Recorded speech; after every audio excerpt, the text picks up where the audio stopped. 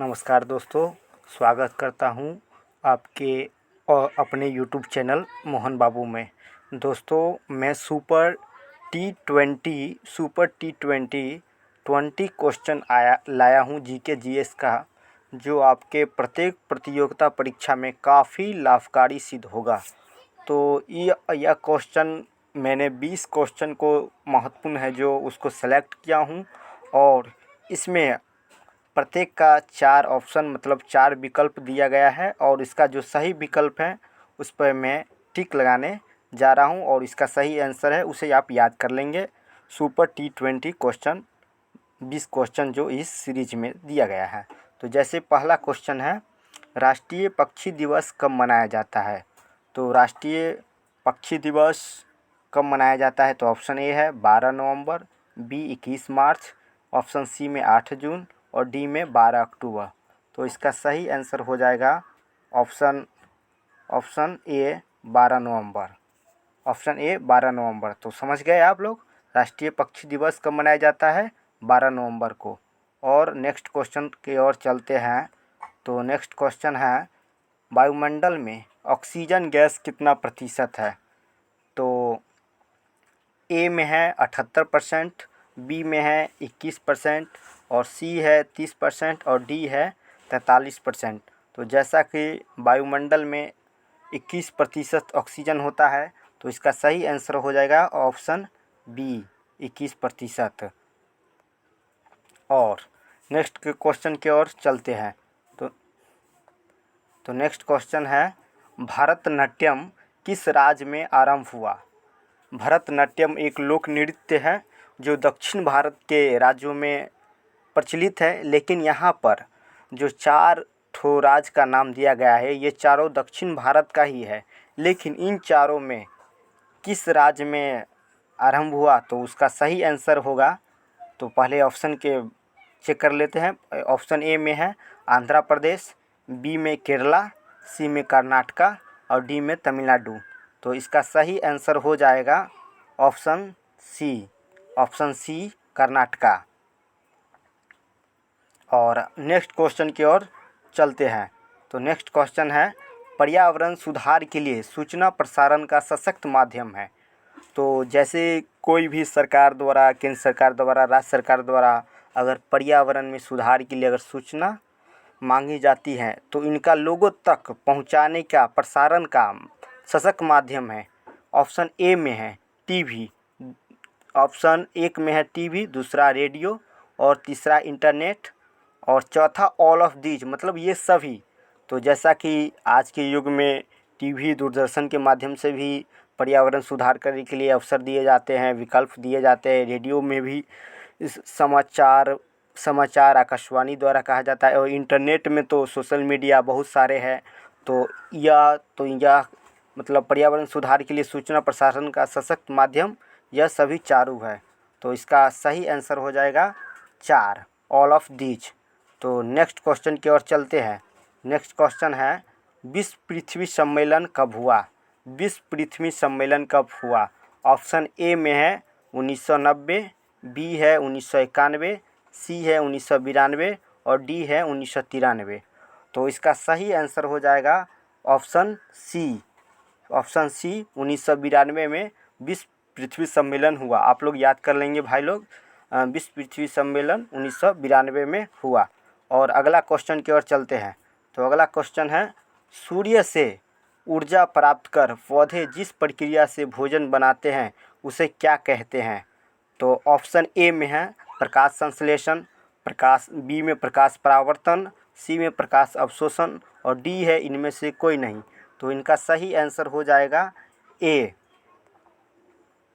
इनका सही आंसर हो जाएगा ए, प्रकाश संश्लेषण।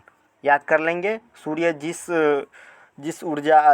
प्रक्रिया से भोजन बनाते हैं अपने ऊर्जा प्राप्त करने के लिए, उसे प्रकाश संश्लेषण कहते हैं। और जड़ से खनिज लवण, पतिया से वो वायु और प्रकाश लेते हैं, और इसी प्रक्रिया में वो अपना भोजन बनाती है, इसे प्रकाश संश्लेषण कहते हैं। इसका सही आंसर हो जाएगा ऑप्शन ए। अगला क्वेश्चन है, जलवायु के तत्व है, जलवायु जैसे मौसम, इस तो इसका जो तत्व है, इनका जो इफेक्ट है, इफेक्ट करने वाला कारक है, ए में है तापमान, बी वर्षा, सी में आर्द्रता व पवन, या डी ये सभी। तो जैसा आप सभी जानते होंगे, तापमान, वर्षा, आर्द्रता व पवन यह सभी ही जलवायु के कारक है। तो इसका सही आंसर हो जाएगा डी, यह सभी। तो अगला क्वेश्चन चलते हैं। पर्यावरण ह्रास का मानवीय कारण है।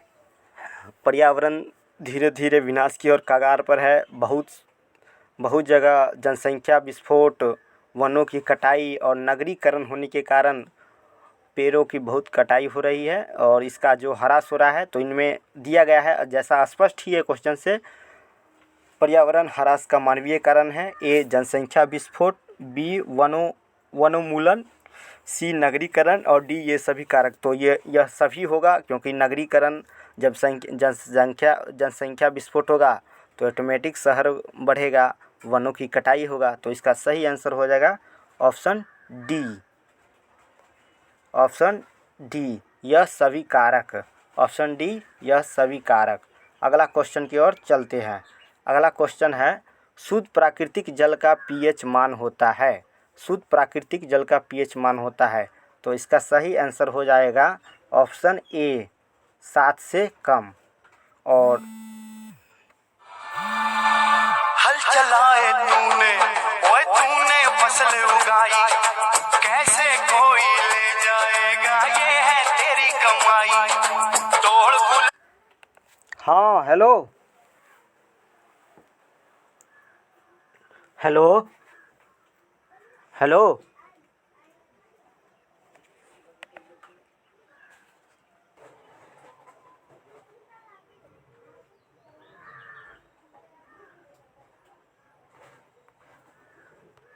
तो जैसा इसमें लिखा गया है, शुद्ध प्राकृतिक जल का पीएच मान होता है। तो इसका सही आंसर हो जाएगा ए, 7 से कम। और अगर 7 से अधिक होता है तो क्षार होता है।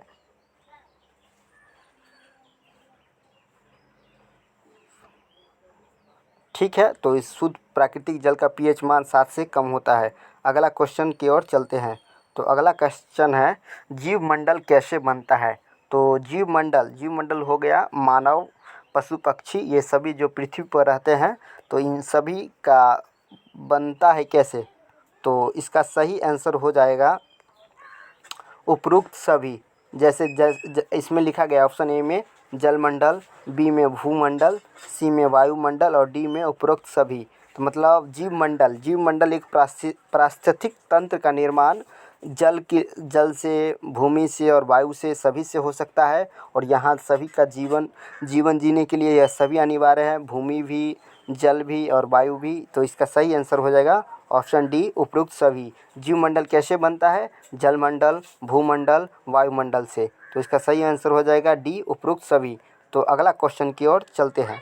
अगला क्वेश्चन है, वायुमंडल में सूर्य की परावैंगनी किरणों से रक्षा करती है कौन सी गैस। तो इसमें थोड़ा ध्यान देंगे। वायुमंडल में ऊपर से जो सूर्य की रोशनी आती है, तो उसका जो परावैंगनी अल्ट्रा बीटा जो किरणें होती है, तो कौन सी गैस पृथ्वी पर आने से रोकती है, मतलब रक्षा करती है।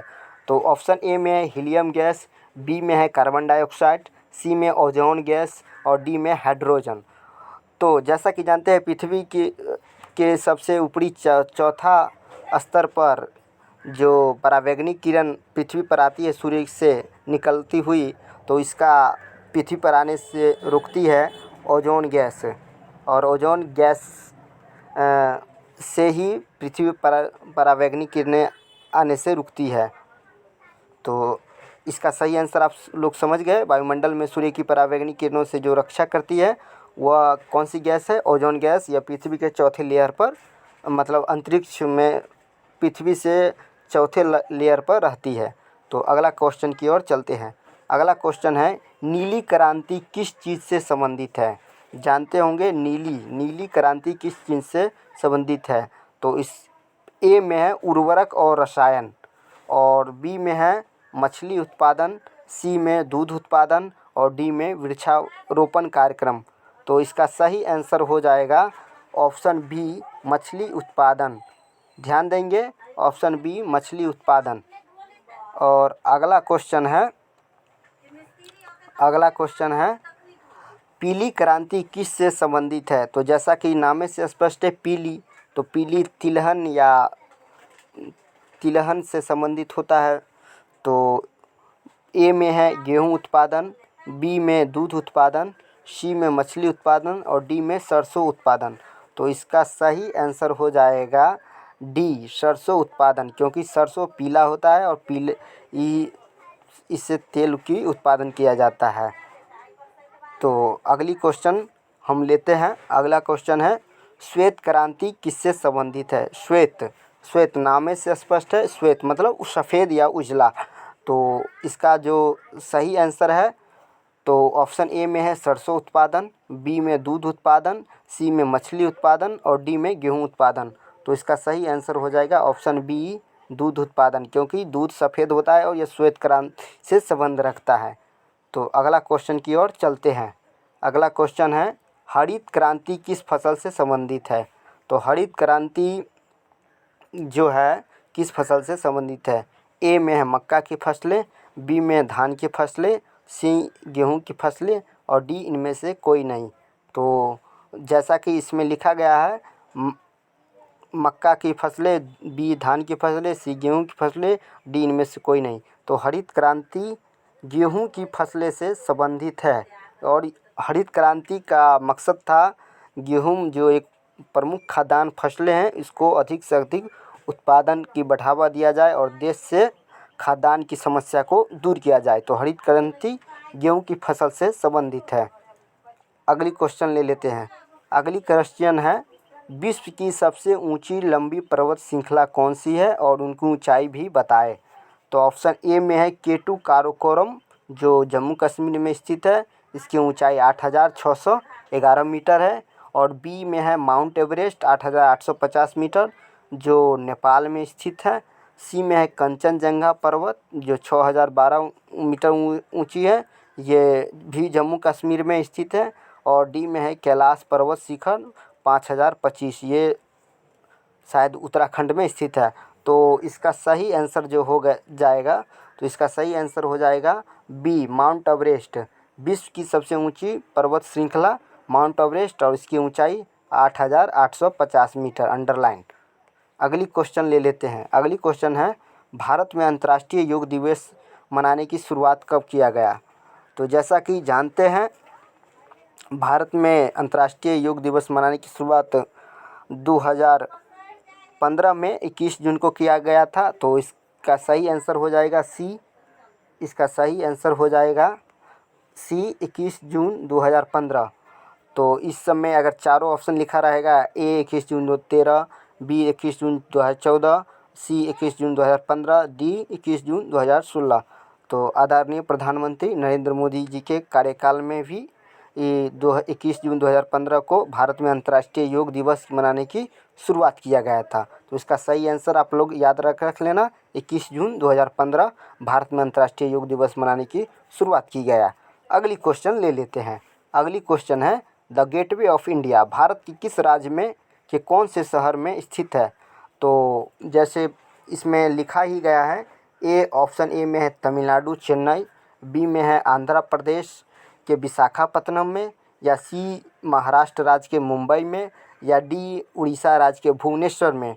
तो द गेटवे ऑफ इंडिया अरब महासागर के सबसे साइड में जो गेट बनाया गया है तो इसी को गेटवे ऑफ इंडिया कहा जाता है। और यह महाराष्ट्र राज्य के मुंबई शहर में स्थित है, जो महाराष्ट्र की राजधानी भी मुंबई है और महासागर पर स्थित है। तो the gateway of India Bharat के महाराष्ट्र राज्य के मुंबई शहर में स्थित है और अरब सागर के तट पर। हो गया इसका सही आंसर। अगली क्वेश्चन ले लेते हैं। अगली क्वेश्चन है स्विट्ज़रलैंड की राजधानी कहाँ है और वहाँ कौन सी मुद्रा चलती है। जैसा आप पता ही है स्विट्ज़रलैंड में लोग कहते हैं भारत का जो बहुत काला धन लगा रहा हुआ है, तो इसीलिए मैंने मन में एक प्रश्न आया कि स्विट्ज़रलैंड का एक मुद्दा रख देते हैं। तो स्विट्ज़रलैंड की राजधानी कहाँ है और कौन सी मुद्रा चलती है वहाँ?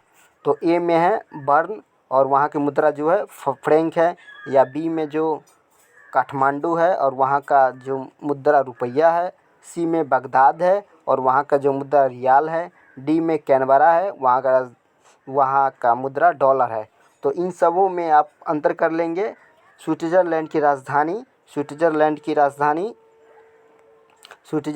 राजधानी बर्न है और वहाँ फ्रैंक मुद्रा चलती है। अगर बी माने तो बी नेपाल की राजधानी हुआ और वहाँ का मुद्रा रुपया हो गया। सी माने तो इराक की राजधानी बगदाद हुआ और वहाँ रियाल चलता है।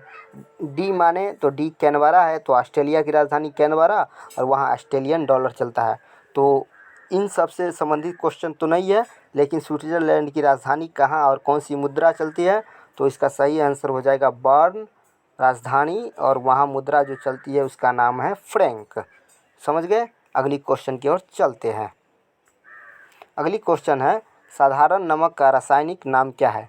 तो साधारण नमक का रासायनिक नाम क्या है? ऑप्शन ए में है सोडियम क्लोराइड, बी में मैग्नीशियम ऑक्साइड, सी में जिंक सल्फेट और डी में पोटेशियम हाइड्रोक्साइड। तो साधारण नमक जो हम लोग खाते हैं तो उनका जो सही नाम है उसको मैं अभी अंडरलाइन कर रहा हूँ। तो इसका सही आंसर हो जाएगा option A sodium chloride. Sodium chloride खाने का नमक होता है और इसे सामान्यतः खाने में प्रयोग किया जाता है। तो अगला क्वेश्चन ले लेते हैं। तो हो गया है आज का यह T20 बेस्ट 20 क्वेश्चन। आप लोग को अगर थोड़ी सी ही मदद मिले तो प्लीज़ इस चैनल को सब्सक्राइब कीजिए, इस वीडियो को लाइक कीजिए और जितना हो सके शेयर कीजिए और कमेंट ज़रूर कीजिए कैसा रहा, उपयोगी है, दोस्तों के बीच में भी शेयर करें। धन्यवाद। फिर मिलते हैं किसी और वीडियो में। जय हिंद।